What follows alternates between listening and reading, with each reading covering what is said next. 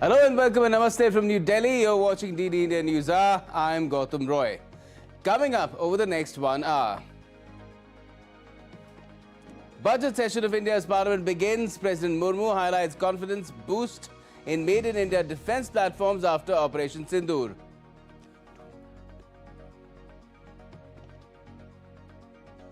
Prime Minister Narendra Modi virtually addresses Wings India 2026 event underway in Hyderabad. Says India is emerging as a major aviation gateway connecting Global South and the rest of the world. Trump wants Iran to come to the table and make a deal on its nuclear program as the US Armada reaches West Asia.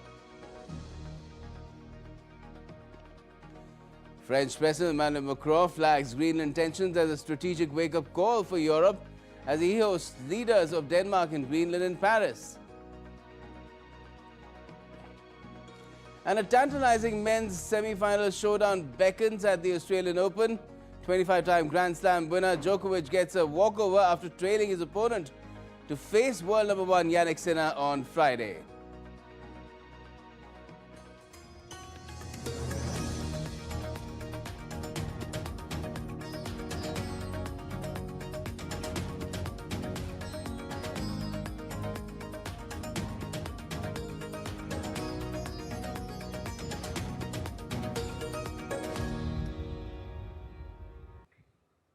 First up, President Draupadi Murmu addressed the joint sitting of the members of both houses on the first day of the budget session of Parliament on Wednesday. In her address, President outlined key achievements of the government while also highlighting focus areas such as economic growth, infrastructure development, social justice, technological advancement and inclusive governance. The President said that confidence in Made in India defence platforms has grown stronger after Operation Sindoor. Take a look.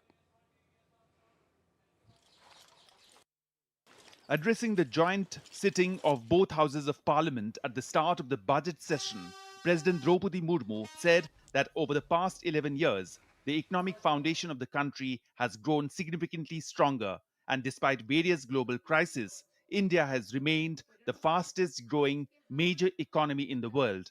बीते 11 वर्षों में देश की आर्थिक नींव बहुत मजबूत हुई है। दुनिया में अनेक प्रकार के संकटों के बावजूद भारत दुनिया की फास्टेस्ट ग्रोइंग मेजर इकोनॉमी बना हुआ है। भारत ने महंगाई दर को कम रखने के अपने रिकॉर्ड को और बेहतर किया है। The president noted that India's manufacturing sector has reached unprecedented milestones, especially in high-tech exports. In the first 5 months of financial year 2025-26, India's smartphone exports crossed 1 lakh crore rupees, and that the reach of the Indian industry is expanding into green mobility. She mentioned the fact that this year India has begun exporting electric vehicles to more than 100 countries. Turning her focus to the energy sector, President Murmu emphasized the shift towards sustainable power as a key pillar of national growth. She pointed out that apart from nuclear energy, India is also making rapid progress in the solar power sector. So far, 2 million rooftop solar systems have been installed. Highlighting a major legislative reform for rural India, President Murmu said that Viksit Bharat Ji Ramji law is a cornerstone for future village-level development. She added that this new framework is designed to provide a stronger safety net and more consistent work opportunities for rural citizens. The president mentioned how India is moving ahead in all spheres. Focusing on Operation Sindoor, President said it was a befitting reply to the face of terror, showcasing India's tri-service prowess. She said reforms undertaken by the government are being accelerated all around to fulfill the dream of Viksit Bharat. बीते 10-11 वर्षों में भारत ने हर क्षेत्र में अपनी नींव मजबूत की है। ये वर्ष 2047 तक विकसित भारत की तेज यात्रा का बहुत बड़ा आधार है। पिछले एक दशक में 25 करोड़ देशवासी गरीबी को हराकर गरीबी से बाहर निकल के सरकार के तीसरे कार्यकाल में गरीबों को सशक्त करने के लिए अभियान और तेजी से आगे बढ़ा है। Talking about Nari Shakti, President said that India was moving forward with the mantra of women-led development and how various schemes are contributing to women's empowerment. मेरी सरकार की प्रगतिशील सोच और नीतियों के परिणाम स्वरूप देश के हर महत्वाकांक्षी क्षेत्र में महिलाएं तेजी से आगे बढ़ी है। देश ने एक और बड़ा माइलस्टोन हासिल किया है। राष्ट्रीय शिक्षा अकादमी यानी एनडीए में महिला कैडेट्स का पहला बैच पास आउट हुआ है। PM Narendra Modi praised the president's address in a social media post on X. PM stated that today's address was comprehensive and insightful. It reflected India's remarkable development journey in recent times while showing a clear direction for the future. PM added that it reaffirmed our collective commitment to further speed up the reform express and the emphasis on innovation and good governance. Bureau Report, DD India. Well, India's union budget for the upcoming fiscal will be presented on the 1st of February. Expectations are high that focus on capex and infrastructure development will continue to sustain the economy's growth outlook. Here's more. India is the fourth largest economy in the world. Modi government's annual budgets have put special focus on infrastructure development and capex push over the past decade in order to sustain the momentum of one of the world's fastest growing large economies. Budget allocations aimed at public-private partnerships, asset monetization, and state support. The capital expenditure has been increased year on year since 2014-15, with significant surge in recent years. Capex surged from 2.4 lakh crore rupees in financial year 2014-15 to rupees 11.21 lakh crore in financial year 2025-26, a 367% increase, representing 3.1% share of the GDP. आज भारत में हम multi modal connectivity और green mobility पर बहुत बल दे रहे हैं। Seamless transportation संभव हो सके, इसके लिए पोर्ट, नदी जलमार्ग, हाईवे और एयरपोर्ट्स, इन सभी को आपस में कनेक्ट किया जा रहा है। इससे लॉजिस्टिक कॉस्ट और ट्रांसपोर्टेशन में लगने वाले टाइम दोनों में कमी आ रही है। Sustained capex focus has yielded rich dividends in fast-paced infrastructure development across diverse sectors. National highways have grown by 60% from 91,287 kilometers in 2014 to about 1,46,560 kilometers in 2025. Number of operational airports doubled from 74 in 2014 to 160 by 2025. India's total port capacity has nearly doubled from 1,400 million metric tons per annum in 2014 to 2,762 million metric tons per annum by 2025. Metro system has become third largest network in the world, soaring from 248 kilometers across 5 cities in 2014 to 1,013 kilometers across 23 cities by 2025. In digital domain, internet and broadband connections grew from 25 crore in 2014 to 97 crore by 2025. This fiscal witnessed completion of the world's highest railway arch bridge, Chenab Bridge, Navi Mumbai International Airport, and many big-ticket infrastructure projects. Prioritizing capital expenditure has also boosted jobs creation. Given the earlier trends, expectations are high for capex allocation in the upcoming union budget, keeping in view the economy's demand outlook and the need to sustain public investment as a growth engine. Shubhendu Ghosh for DD India. And Prime Minister Narendra Modi has appreciated the efforts of the National Cadet Corps, or the NCC, during Operation Sindoor, saying NCC cadets handled their responsibilities very well at a crucial moment connected with national security. He addressed the National Cadet Corps, or NCC PM rally in New Delhi earlier on Wednesday, marking the grand culmination of the month-long NCC Republic Day camp in 2026. At the rally, Prime Minister Modi inspected the Guard of Honour and reviewed the march past by various NCC contingents. The PM also presented awards to meritorious cadets for their exceptional performance, discipline and dedication. Addressing the gathering, Prime Minister Modi said NCC fills India's youth power with self-confidence and makes them disciplined. He added that the youth today defines courage and commitment to a nation-first mindset. Operation Sindoor के समय आपके प्रयासों की मैं खास तौर पर सराहना करूंगा। राष्ट्रीय सुरक्षा से जुड़ी उस महत्वपूर्ण घड़ी में हमारे एनसीसी कैडेट्स ने अपने जिम्मेदारियां बखूबी संभाली है।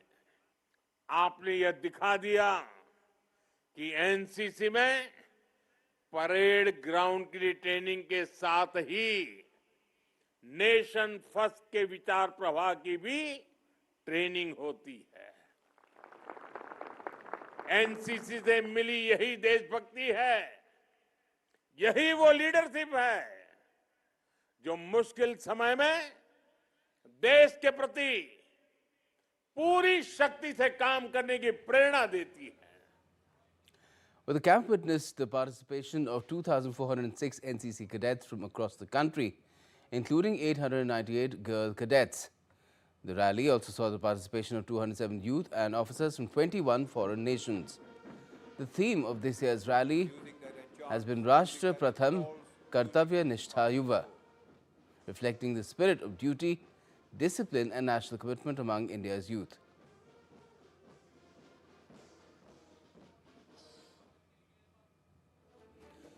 On the occasion, a vibrant cultural program was also presented by NCC cadets, members of Rashtriya Rangashala and National Service Scheme, showcasing their role in nation building, social service and character development.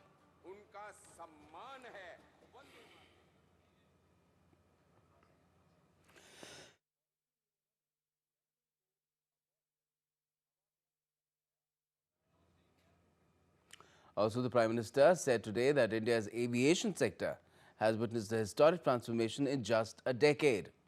Addressing Wings India 2026, which started earlier on Wednesday at the Begumpet Airport in Hyderabad, the Prime Minister in his video message highlighted that from aircraft manufacturing to advanced air mobility and leasing, India is positioning itself as a land of aviation opportunities. He noted that India today stands at the world's third largest domestic aviation market, reflecting the scale and speed of its growth.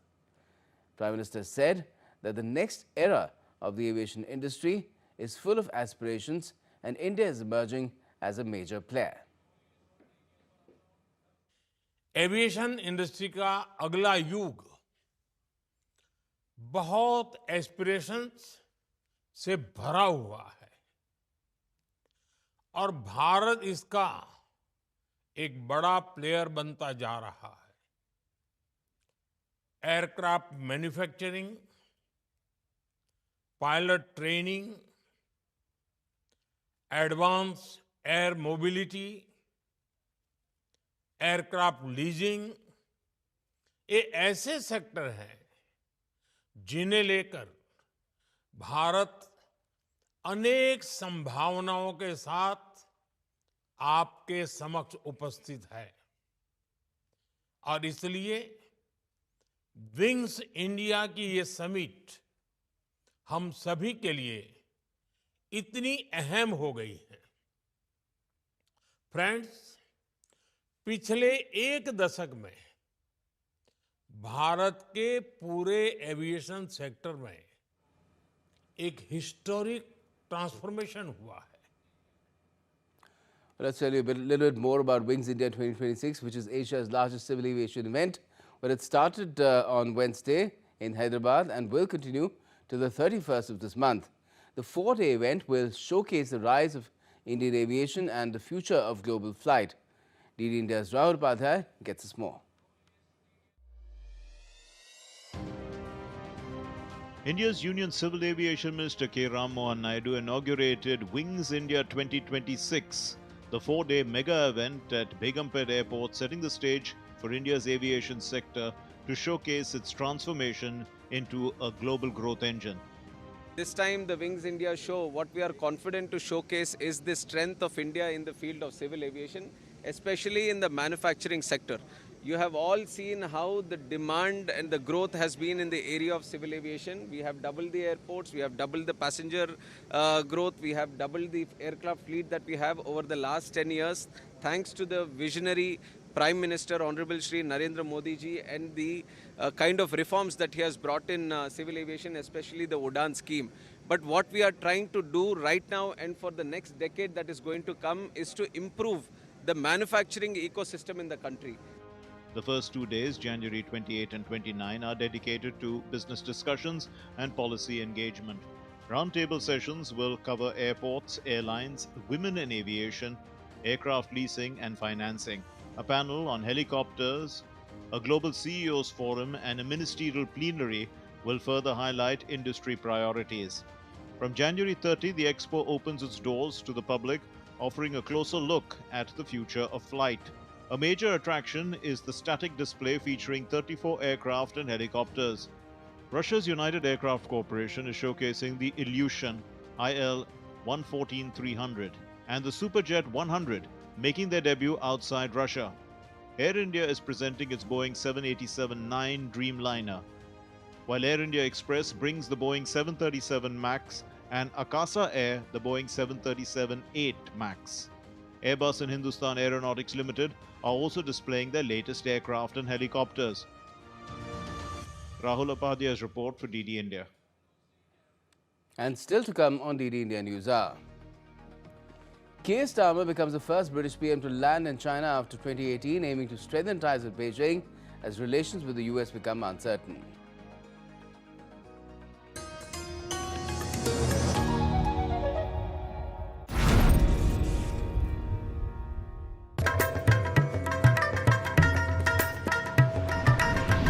Welcome to Jharkhand, the land of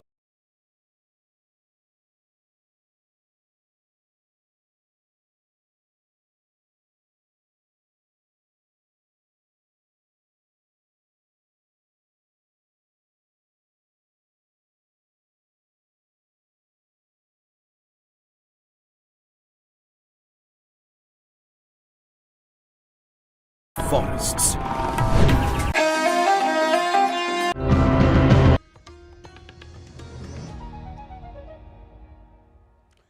Welcome back. You're watching DD India News Hour. I am Gautam Roy. Now, leaders of France, Denmark and Greenland met in Paris as Europe reassesses its security priorities after US President Donald Trump's remarks on Greenland's strained transatlantic ties.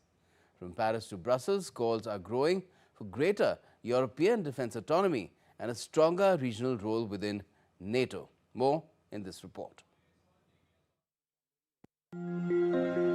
Days after US President Donald Trump backed away from his earlier warning of seizing Greenland, leaders from Denmark and Greenland met with the French President Emmanuel Macron in Paris on Wednesday, underscoring growing European unease over transatlantic relations. Macron added that Trump's remarks should serve as a strategic wake-up call for Europe, urging the continent to assert its sovereignty and strengthen its contribution to Arctic security. Recent events confirm that the situation in Greenland is a strategic wake-up call for all of Europe in terms of asserting our European sovereignty on our contribution to Arctic security, on the fight against foreign interference and disinformation, and on the fight against global warming, and establishing a privileged partnership for sustainable development and reducing strategic dependencies. The Danish Prime Minister Mette Frederiksen said Europe must urgently bolster its defenses to reduce its reliance on the United States for military protection. For me, the way forward is quite clear. It's up to us and only up to us Europeans to create a confident and prosperous Europe of tomorrow. We have to be able to defend ourselves. Greenland's Prime Minister Jens Frederik Nielsen emphasized that the best path forward for both the United States and Europe is to stick together.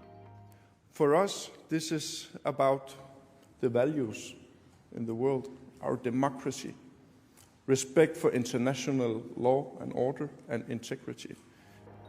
However, the long-standing US-Europe alliance within NATO has been strained following Trump's warning that the United States could seize Greenland from Denmark. These tensions were further highlighted after NATO Secretary General Mark Rutte told EU lawmakers that Europe currently lacks the capacity to defend itself without US support. European Union Foreign Policy Chief Kaja Kallas echoed this concern, stating that Europe is no longer Washington's primary strategic focus and that this shift is structural rather than temporary. Europe is no longer Washington's primary center of gravity. The shift has been ongoing for a while. It is structural, not temporary. It means that Europe must step up. No great power in history has ever outsourced its survival and survived. Although Trump has since withdrawn tariff threats and ruled out using force to take Greenland, US demands for greater control over the territory have rattled transatlantic relations. The episode has accelerated European efforts to reduce dependence on the United States and reinforced calls for the continent to end its decades-long reliance on NATO-dominant military power for security. Bureau Report, DD India. Now, US President Donald Trump has said his administration was going to de-escalate a little bit in Minnesota after the second fatal shooting of a US citizen by federal immigration officers there. The reaction came as demonstrators gathered inside the Minnesota state capitol to protest the deployment of federal agents carrying out the Trump administration's immigration crackdown. The protesters demand that officials should handle immigration without harming the community. Notably, in early January, Renee Good was fatally shot by an immigration officer, following by Alex Pretty, who was killed after being stopped by border agents this past weekend. British Prime Minister Keir Starmer began the first UK prime ministerial visit to China since 2018 on Wednesday, aiming to strengthen economic ties and encourage businesses to seize new opportunities amid increasingly volatile relations with the US. While promoting engagement with China, Starmer stressed the need for vigilance over security risks and said the UK has been taking a mature, consistent and strategic approach. He is set to meet Chinese President Xi Jinping and Premier Li Qiang on Thursday. The visit signals a possible reset in relations after years of tensions over Hong Kong, China's support for Russia and espionage concerns.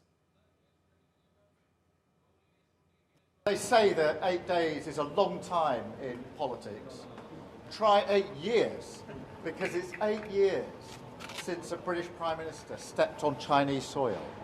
And so on this delegation, you're making history. You're part of the change that we're bringing about. And that's consistent with everything that we've done in government, particularly internationally, because we are resolute about being outward-looking, about taking opportunities, building relationships, having confidence globally, and always being absolutely focused on our national interest. And it is in our national interest to engage with China. Now, Donald Trump has warned Iran to agree to a nuclear deal or face much harsher military action, saying time is running out.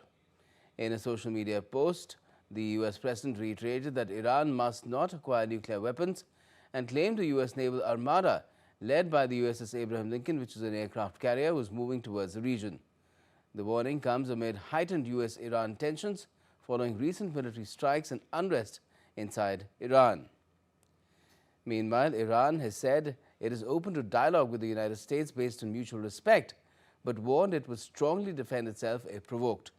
In a statement posted on social media again, Iran's UN mission has stressed readiness for talks while issuing a sharp warning against any aggression. Earlier on Wednesday, Iran said that it has not requested negotiations with the US, with Foreign Minister Abbas Araghchi denying recent contact with US envoy Steve Witkoff. There has been no contact between me and Mr. Witkoff in recent days, nor has any request for negotiation been made by us. Various intermediaries have, of course, been in touch. Different countries are trying in good faith to play a role, and we are in contact with them, but no decision has yet been taken, and there has been no request from our side. The outgoing force commander of the United Nations mission in South Sudan has warned that the country is perilously close to returning to civil war as it struggles to implement a fragile peace deal ahead of a delayed political transition. Sudan's Lieutenant General Mohan Subramanian said at the United Nations in New York on the 23rd of January that the 2018 peace agreement, which ended 5 years of conflict, is under growing strain. He also supported disarmament and demobilization efforts across the country. South Sudan plunged into conflict in late 2013 when a political dispute between President Salva Kiir and his then-deputy Riek Machar triggered fighting that killed tens of thousands and displaced millions. EU lawmakers are pushing for artificial intelligence companies to pay for using copyrighted European content, calling for stricter rules on generative AI. A European Parliament committee demanded full transparency on training data, fair compensation for creators, and greater control for news media, including the right to refuse use of their content. The move comes ahead of a review of EU copyright law, with lawmakers stressing that AI innovation must comply with existing copyright rules and ensure fair payment. The proposal will be voted on by the full Parliament in March. In Sri Lanka, former Presidential Secretary Saman Ekanayake was ordered to be remanded until February 11th in connection with alleged misuse of public funds in a case against former President Ranil Wickremesinghe. Wickremesinghe is accused of spending around 17 million rupees in state funds to attend his wife, Professor Maitri Wickremesinghe's graduation ceremony in London in late 2023. The trip formed part of an official visit to the United States and the United Kingdom with a government-funded delegation. Wickremesinghe was arrested by the Criminal Investigation Department in August last year and later released on bail after submitting medical reports. He became the first former Sri Lankan head of state to be held in remand custody. The Attorney General informed the court that investigations will be completed within a month and formal charges are expected to be filed in March. Now, Biman Bangladesh Airlines will resume direct flights on the Dhaka-Karachi-Dhaka route starting the 29th of this month, restoring non-stop air connectivity between Bangladesh and Pakistan after more than a decade. Biman will initially operate 2 weekly flights on Thursdays and Saturdays using a 162-seat Boeing 737. The inaugural flight will depart Dhaka at 8 p.m. local time and arrive in Karachi in about 3 hours. Officials said the direct service will cut travel time and costs by eliminating transit stops while also boosting both travel and trade. The route, last operated in 2012, has been revived following recent diplomatic engagement between the two countries. Bangladesh has signed a defense agreement with China to establish a domestic manufacturing and assembly facility for unmanned aerial vehicles. Inter-Services Public Relations Directorate said that the deal was signed on Tuesday in Dhaka between the Bangladesh Air Force and China Electronics Technology Group Corporation International under a government-to-government framework.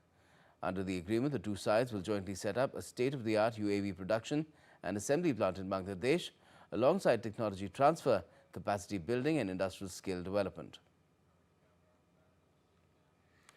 And still to come in this edition of DD India News Hour, we'll be speaking with our expert guests about how President Murmu has charted India's journey across the last 11 years towards a developed India by 2047.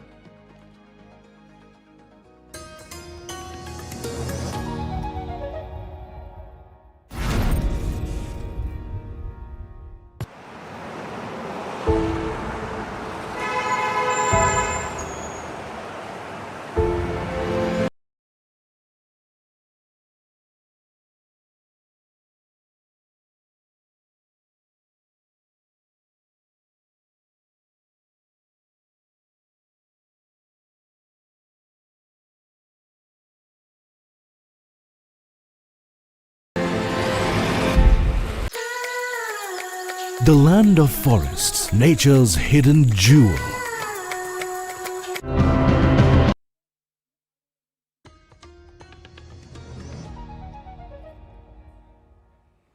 Welcome back. You're watching DD India News Hour. I'm Gautam Roy, and before we go any further, another look at our top stories. The budget session of India's parliament begins. President Murmu highlights confidence boost in Made in India defense platforms after Operation Sindoor. Prime Minister Narendra Modi virtually addresses Wings India 2026 event underway in Hyderabad. says India is emerging as a major aviation gateway connecting Global South and the rest of the world. Donald Trump wants Iran to come to the table and make a deal on its nuclear program as the U.S. Armada reaches West Asia.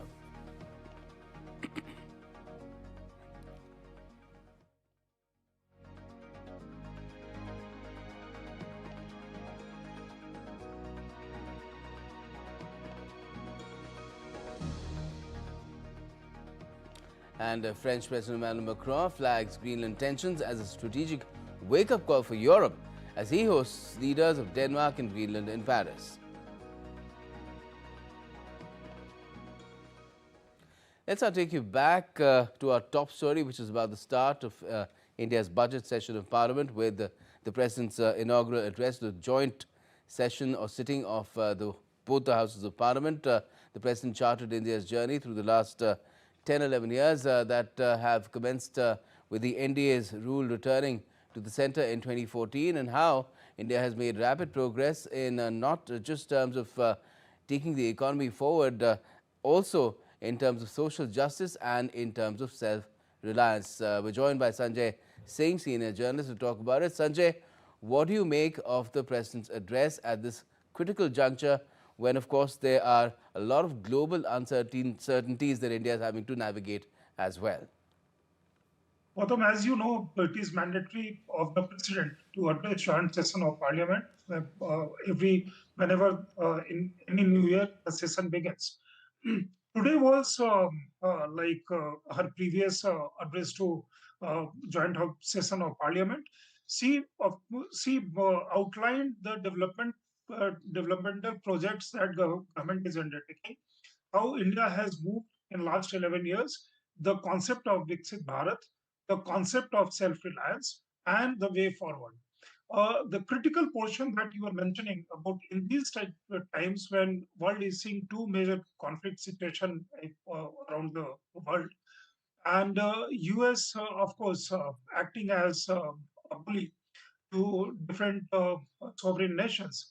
And on India, they have also imposed, Trump has, or US has imposed high tariff.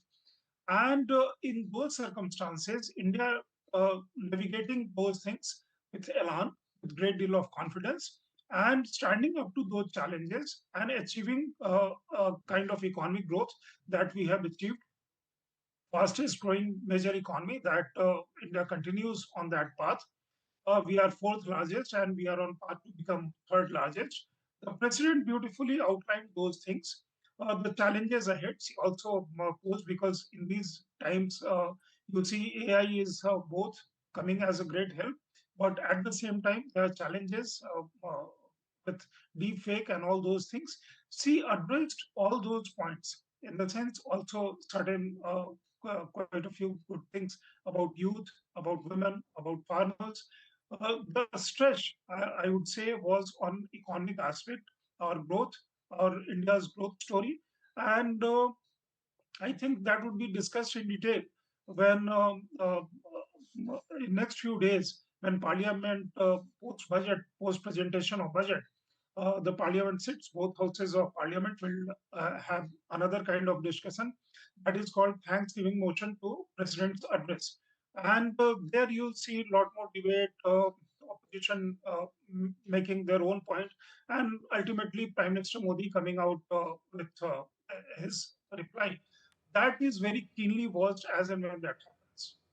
Right. Now, Sanjay, do you think that a lot of the kind of progress that India has made and the kind of stable picture that it has presented through these tumultuous years ever since COVID-19 hit, really, we've been going through a tumultuous period with very little stability in the middle.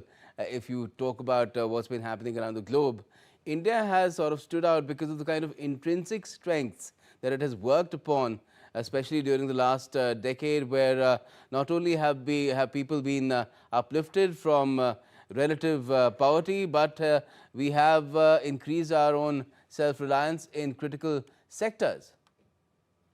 India has not only developed capacities in the last 10 years, India has also become a very confident nation, a young nation, a very confident nation. That is also because the kind of leadership that we have uh, for past decade and our ability and our confidence to stand to challenges posed by the West, US in particular. So that is a huge, huge thing. And if you see, more often than not, uh, uh, President Trump would repeat on saying Prime Minister Modi is a great, great friend, and but there is a problem here, problem there. But our ability to stand firm on those counts come from the self-confidence that we have built right in kind of infrastructure.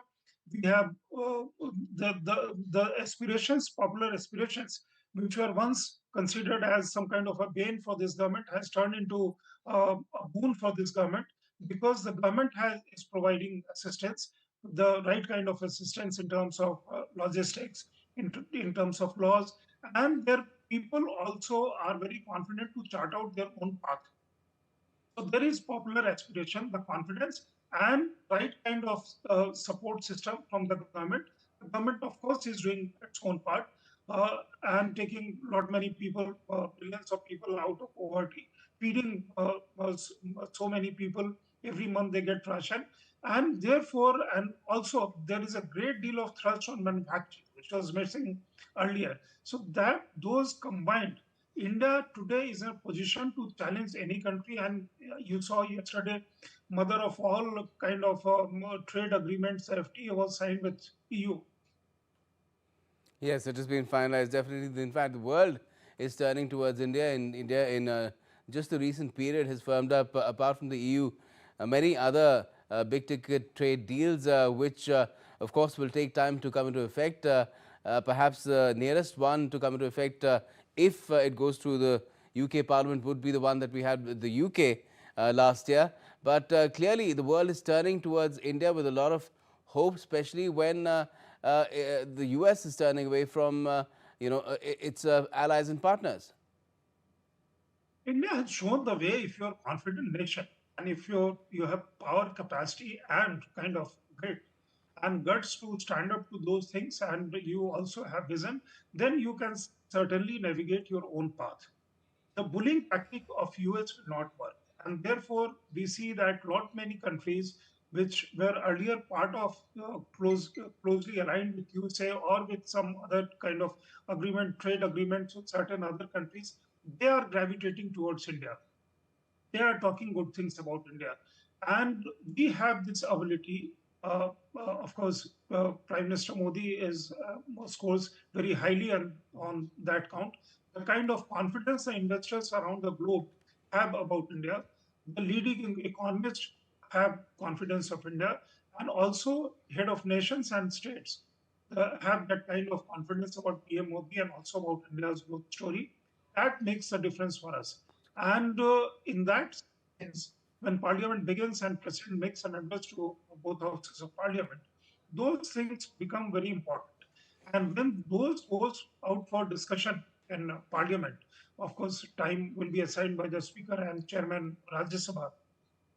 Those would be interesting times when, of course, opposition will make its point, criticize government, attack government, but then government will also have its say.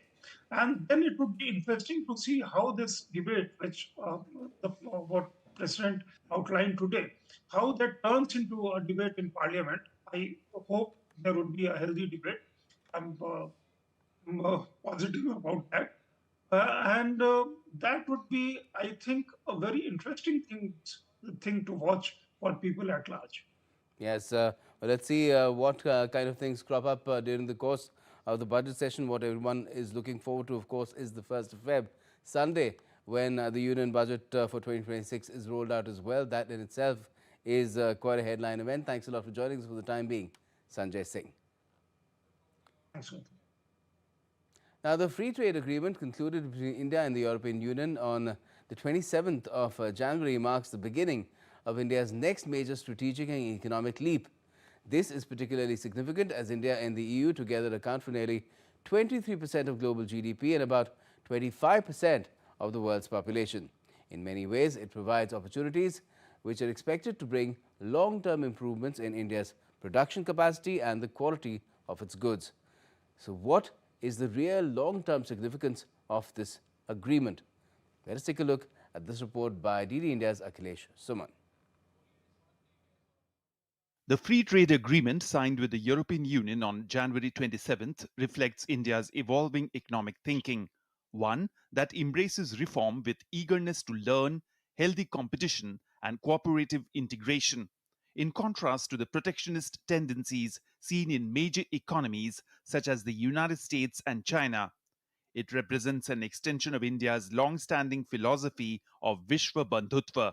Economically, under this agreement, the European Union has agreed to eliminate tariffs on nearly 98% of tariff lines on Indian products.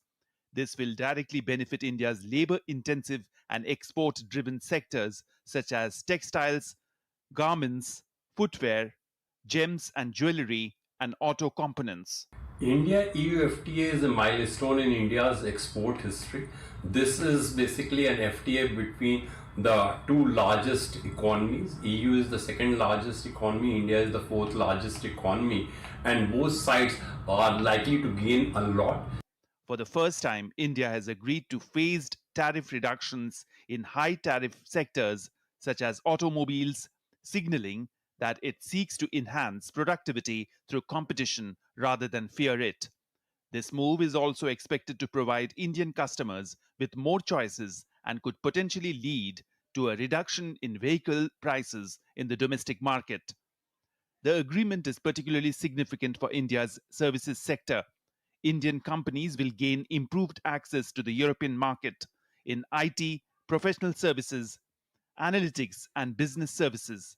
India and the EU are also working towards a data-secure agreement to facilitate smoother economic engagement.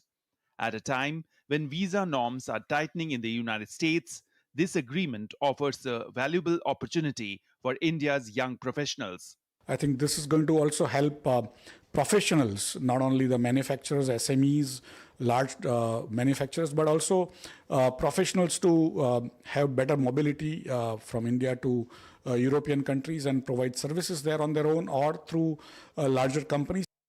The agreement with the EU is expected to further strengthen India's position in global value chains. It will encourage production aligned with European standards, leading to a positive impact on the quality of Indian exports globally. This will not only boost exports but also ensure better quality products for domestic consumers. The European Union standards on environment, food safety, and quality should not be seen as barriers, but as an opportunity to modernize India's domestic regulatory systems, enhancing the global acceptability of Indian products. This will also help India prepare for participation in larger trade frameworks such as the Comprehensive and Progressive Agreement for Trans-Pacific Partnership. India already exports nearly $76 billion worth of goods and nearly $30 billion in services to the European Union. This agreement is expected to further expand bilateral trade. It will also encourage India to align with advanced global economies in terms of standards, systems, and civic infrastructure, ultimately improving the quality of life for ordinary Indians. Akhilesh Suman's report for DD India. And speaking on the growing importance of international collaborations, AGM of Super Auto Forge, Venkateshan has shared his insights on the India-EU trade and technology partnership. He highlighted its significance for India's economic growth, the key benefits expected from the proposed free trade agreement, and how this engagement strengthens India's global trade position. This India-EU FTA creates more transfer of technology, more business opportunities, more employment opportunities, which is getting aligned with our vision of Viksit Bharat 2047. As a company, we ourselves get benefit worth 10 crores per annum, and I understand as a country we are getting 4 billion euro as a duty benefit, and we can expect more business. And finally, due to this more business, entire supply chain will go up. This provides opportunity for more market access, especially for MSME sector. The deal not only reduces the transaction costs, tariffs, administrative burden, but also make trading easier, cheaper, and faster. The Unique Identification Authority of India, or UIDAI, has launched new Aadhaar mobile app to boost digital governance and citizen convenience on Wednesday. Union Minister of State Jitin Prasad unveiled a revamped app with stronger security, faster authentication and easy access to Aadhaar services. Speaking at the event, the minister highlighted how the new app aligns with India's broader Digital India vision, focusing on transparency, ease of living and trust-based digital ecosystems. All the roadblocks, the initial hiccups and problems that there were with the Aadhaar have been streamlined. Now that we've covered over 143 crore people of India, from that physical card to a plastic easy identity card to going truly paperless and digital, and now other optional facilities that have been launched to ensure even a more seamless, more secure, safe and concerned with privacy, all are inbuilt to ensure that the data of our citizens is. Next month, I must use this platform as well, and the AI Impact Summit is going to be hosted in India. We will showcase to the world that India is the service provider for AI and other technologies to the world. Maharashtra Deputy Chief Minister Ajit Pawar and 4 other persons were killed after an aircraft carrying them crashed in Pune district of Maharashtra Wednesday morning. The aircraft met with an accident during landing at Baramati, 100 kilometers from Pune. According to flight radar, the flight took off from Mumbai at 8:10 a.m. IST and it disappeared from the radar around 8:45 a.m. The Aircraft Accident Investigation Bureau team is probing the crash.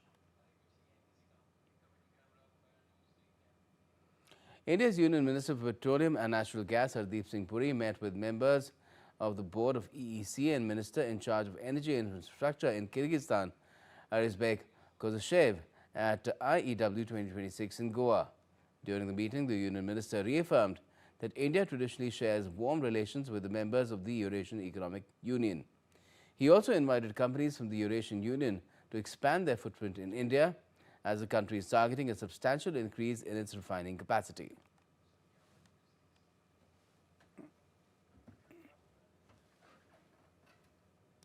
The 12th Smile International Film Festival for Children and Youth was launched on Wednesday in New Delhi, building on over a decade of using cinema to empower young minds. Our next report has more details. This film festival is a collaboration between India's Ministry of Social Justice and Empowerment and the European Union delegation to India. The other person becomes familiar. The unfamiliar becomes understood. The wall of ignorance that breed this kind of prejudice begins to break and crumble. I believe this film festival will also feature a film, Little Big Dreams, a presentation of short films made by children with special needs from Ladakh. This partnership builds on prior India-EU cultural exchanges, using cinema to bridge European and Indian perspectives on youth empowerment amid ongoing diplomatic ties. Finland and India may be far apart, but cinema has a unique ability to connect us. This year, we have some wonderful short films from Finland for you, like Feet Up, The Cave, The Landing, and None or Never. The Smile Festival has cooperated with European Union already for years. But this year I'm extremely glad to be here because we are finally part of the festival. Estonia has this year 6 short films made by Estonian children. We will have 10 short films made by children in Italian schools, and come mainly from small villages, because we want to stress the relevance of not addressing just urban life. Hundreds of school students from Delhi and nearby areas attended physical screenings, workshop and interactive sessions. We need to be more inclusive and mindful of the fact that we all are one and human beings, and we all deserve to be treated equally and respectfully. The major part is that awareness. Awareness plays a key role in spreading, information or knowledge about something that is not, known by many people. Children should watch films on disabilities and on discrimination about it. Films are not just a source of entertainment. They are a source to make people aware about what the things are happening in real life. Basically, the films, they should not be conservative. The hybrid format extends access to students nationwide via virtual platforms and promises to inspire the next generation with stories of hope and belonging, strengthening cultural ties between India and Europe while advancing inclusive education through the power of film. Bureau Report, TD India. Now, this year's Republic Day parade did more than showcase military hardware through its battle arrays, tableau, combat-ready uniforms and fly-past. It reflected the thinking behind Operation Sindoor, which was India's swift and coordinated military response earlier this year. Here's a report. During the grand celebrations of Republic Day, India displayed the heroic action taken by its armed forces against Pakistan-based terror infrastructure through a tableau. The Operation Sindoor tableau focused on India's response to the security challenge arising from Pakistan-based global terror outfits. It visually represented swift decision-making, preparedness and coordination among the armed forces, resulting in the destruction of terror infrastructure deep inside Pakistan. The display underlined how the operation was limited in time, focused in objective and precise in execution. Tableau, as you can see in front of you, was conceptualized by headquarter IDS, and this is a theme-based tableau. Maybe for after a very long time that a tableau with a theme has been portrayed. The theme of this tableau is Operation Sindoor, victory through jointness, and that is the motto of headquarter IDS. So what you see in front of you is a portrayal of the 88 hours of Operation Sindoor, in which India achieved unsurmountable success. That messaging continued in parade's phased battle array introduced for the first time. Weapon systems, armored platforms, artillery and infantry were presented in combat sequence, mirroring how forces are deployed during a real operation. The structure reflected Operation Sindoor's execution, calibrated, time-bound and mission-focused. Marching contingents of the Indian Army, Indian Navy and Indian Air Force wore combat-ready uniforms replacing ceremonial dress.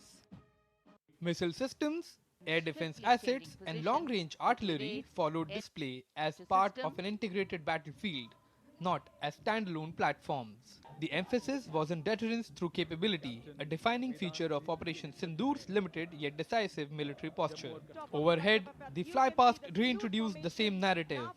Conducted in two blocks for the first time, fighter and support aircraft flew mission-style formations, highlighting air dominance and rapid mobilization central to Operation Sindoor. From tableau to skies, the Republic Day parade. From tableaus to the skies, the Republic Day parade delivered a coordinated message reflecting how India plans, prepares and responds to any threat against its people and its integrity. In New Delhi, Akshay Dongre, DD India. And it's time now to get some sporting updates as well. First, we turn to tennis, where defending champion Yannick Sinner eased past Ben Shelton in the Australian Open quarterfinals, setting up a blockbuster showdown with 24-time Grand Slam winner Novak Djokovic. The two-time defending champion never looked in serious trouble as he brushed aside Shelton 6-3, 6-4, 6-4. Sinner called his semi-final opponent and 10-time Australian Open champion Novak Djokovic an inspiration after his straight-set triumph. Sinner has a 6-4 win-loss record over the Serb and has emerged as the winner in their last 5 encounters. Meanwhile, Djokovic's quest for a record Grand Slam title continued after Lorenzo Musetti quit the quarterfinal match with an injury after taking a 2-set lead. Speaking after the match, a disappointed Musetti revealed he had suffered an injury to his right leg. Djokovic surpassed Roger Federer with his 103rd singles win at Melbourne Park, reaching a record extending 54th Grand Slam semi-final. The other semi-final will see world number 1 Carlos Alcaraz clash against third-ranked Alexander Zverev.